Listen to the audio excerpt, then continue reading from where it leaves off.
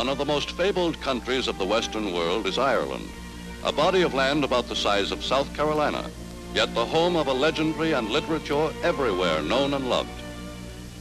An estimated 15 million Americans trace their ancestry to this little island with its long and tragic history. For centuries, all of Ireland was held in subjection to the British.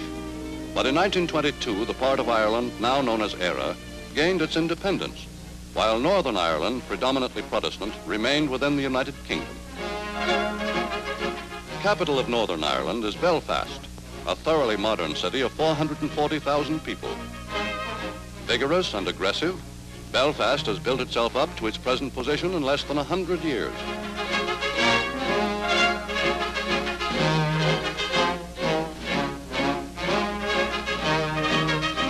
Center of the important Irish linen industry, Belfast is also famed throughout the world for its shipyards, where some of Britain's great ocean liners have been built.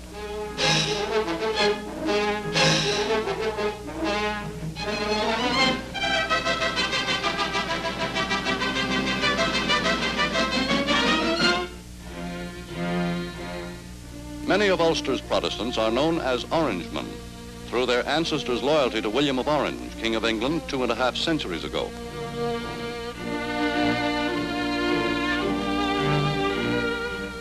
Now, as in olden days, Orangemen turn out in full regalia each 12th of July to celebrate the Battle of the Boyne, William's signal victory over the Catholic House of Stuart.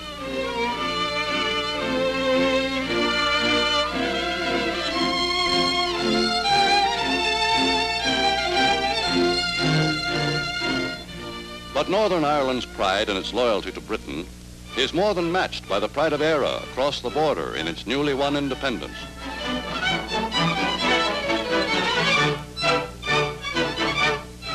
In the free and sovereign state of Eire, so different from Northern Ireland in politics and religion, independence is first in the thought and speech of every citizen. Since we have only recently won the political independence we have been battling for through centuries, our nationalism is still too much in our thoughts to make worrying about the rest of the world a major concern of ours. Freedom has brought no riches to Ireland. We have lived too long and too intimately with poverty to be rid of it in a few short years. Ireland is agricultural in the main, and the southern counties have little in the way of industry. But in every market town where the farmers go to sell their beets or their produce, to drive their bargains for a few shillings gain, there's talk of Ireland's future and of politics. For if this land is poor, it is still ours to make or mar. To Irishmen in every land, Ireland's very names are magical. Connemara and Galway, Killarney, Donegal and Innisfail, names that live in the laments of poets who have sung to sweeten Ireland's wrong.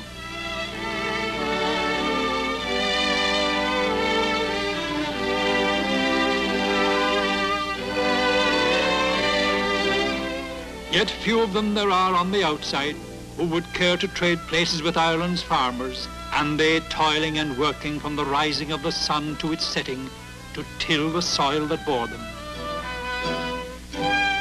But spare as the living yielded by our land, we Irish have fought again and again to set it free, to make our farms and cottages our own and Ireland's own. Through centuries of want and oppression, we Irish have learned that few things are easily won or easily held, be it a roof over our heads, or wool to clothe us, or a fire on the hearth to warm the children, or freedom to live in our own way.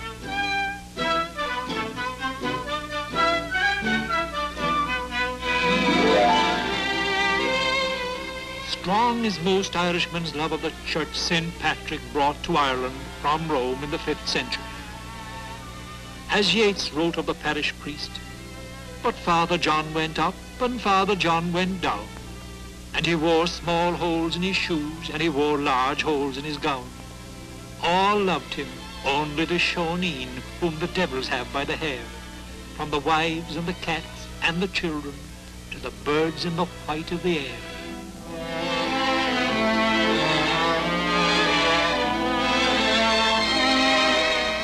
In Ireland, religious faith is no mere convention, for deep in the Celtic nature is a hunger for the things of the spirit.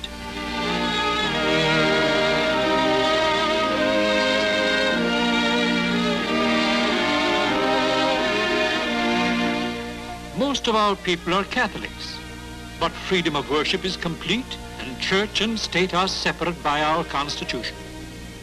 Maynooth College carries on the traditions of those Irish scholars who kept Roman culture alive throughout Europe's dark ages. The priests it educates go out to every corner of Ireland, not alone to keep strong the piety of our people, but to shape their moral thinking as well.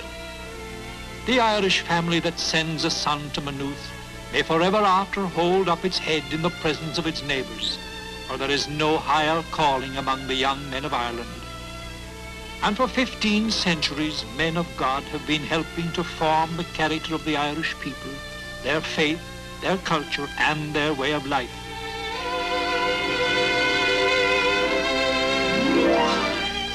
Today, Ireland's people who have known so much of tragedy and bloodshed are at peace.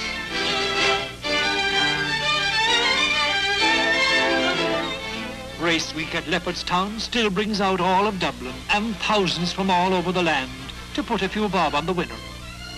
A love of horses comes as easy to the Irish as politics, for the breeding and racing of horses has for hundreds of years been at once a hobby and a livelihood to many of them, and it's in our nature to take a chance.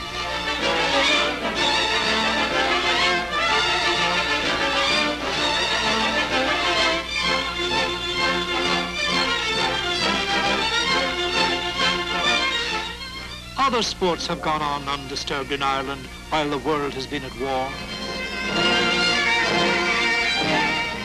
When we go by the thousands to the great football and hurling matches and sit or stand packed together while the game goes on, we have a sense of our unity and our nationality.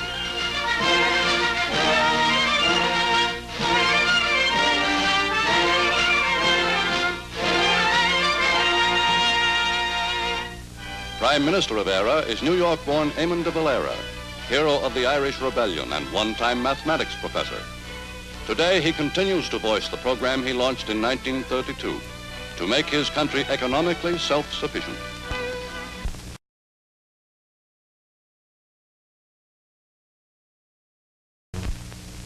The political aim is to secure the unity of Ireland and its international recognition as a sovereign state. The economic aim is to make the country as self-sufficing as is reasonably possible. In all our work, it will be noticed that there is deliberately a strong bias towards rural rather than city life. Under de Valera's land settlement scheme, Irish families in great numbers were moved from the stony lands in the west of Ireland onto the fertile areas which the landlords had once reserved for their livestock. With government encouragement, Eire's wheat acreage has been more than doubled over a period of 5 years. Irish bacon and hams are famed for their savor the world over, and the meat packing industry has continued to flourish. To many parts of the world goes condensed milk from the government-owned plant in Limerick, in the heart of one of the world's richest pasture lands. And other dairy products, such as butter, are constantly improving in quality through scientific methods developed in Eire's agricultural schools and colleges. For fuel, Eire largely depends on the peat bogs, which cover 1/7 of its land.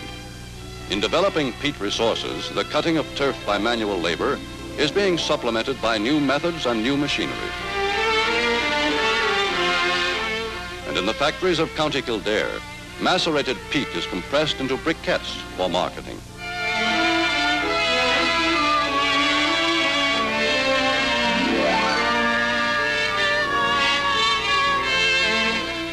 Today, Eire is becoming increasingly industrialized.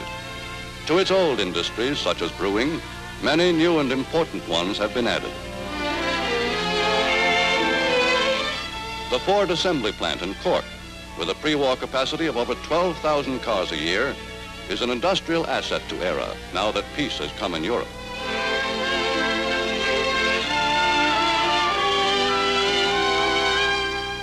Another important peacetime industry is rubber. Dunlop, the inventor of the rubber tire, was a Dubliner who long confined his activities to England because Dubliners objected to the smell of rubber factories.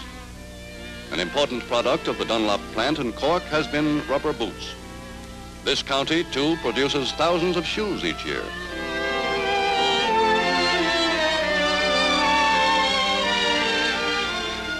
Greatest factor of all in building the new Ireland has been the Shannon hydroelectric scheme in Limerick, which furnishes the power that makes all these new industries possible.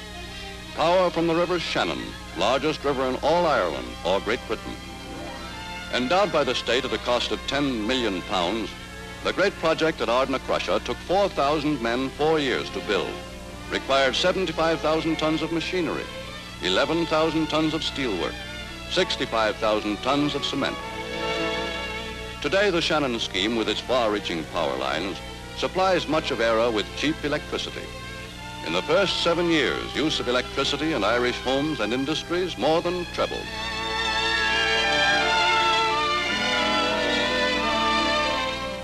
Thus, throughout the 26 counties, the government's economic program is well underway, with modern industry firmly established in a country which, a generation ago, was almost purely agricultural.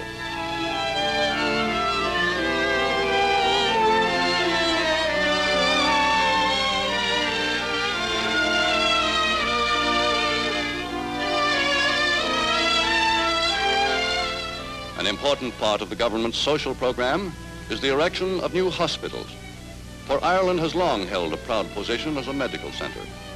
It was in Ireland 200 years ago that the first maternity hospital in any English-speaking country was built, largely due to the efforts of a famed and benevolent Irish physician, Dr. Bartholomew Moss.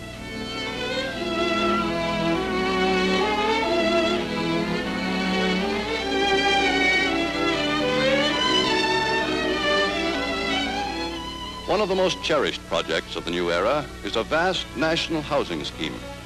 Thousands of thatched cottages are giving way to new and modern homes. Unsightly slums are being replaced by modern blocks of apartments to meet Ireland's housing needs.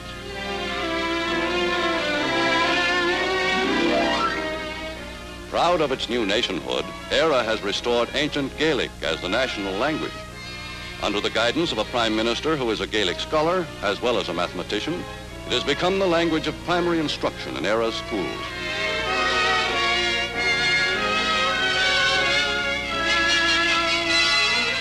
For this revival of the time-honored speech of Ireland's people is counted on to strengthen the sense of national unity. Today, a new generation is growing up whose natural speech is that of Ireland's early literature and civilization. Eamon de Valera, pursuing his dream of a self-sufficient and peaceful Eire, has succeeded in maintaining his nation's complete independence. Biggest international problem before de Valera and his nation in recent times was the question of whether to join with Britain against the Axis in World War II. Eire's position as a sovereign state left her free to make her own decision. But between Fianna Fáil, led by de Valera, and the Fine Gael, the opposition party, long led by William Cosgrave, there was no difference of opinion on the issue of neutrality. 95% of Eire's people were convinced that to enter the war on Britain's side would have been to betray the cause of independence to which Ireland's heroes devoted their lives. Men like Daniel O'Connell, who won for Ireland religious emancipation. Hugh O'Neill, the rebel Earl of Tyrone. Michael Collins, hero of Eire's revolution. And the lost leader, Parnell. Thus, Ireland's unhappy history under British rule was an important factor in Eire's decision to remain neutral. A decision which the freedom-loving nations of the world found difficult to comprehend. But those who would understand this proud and sensitive people, today and in the future, should look not to logic, but to the poetry of the Irish. The world wears on to sundown, and love is lost and won. But he recks not of loss or gain, the King of Ireland's son. He follows on forever, when all your chase is done. He follows after shadows, the King of Ireland's son.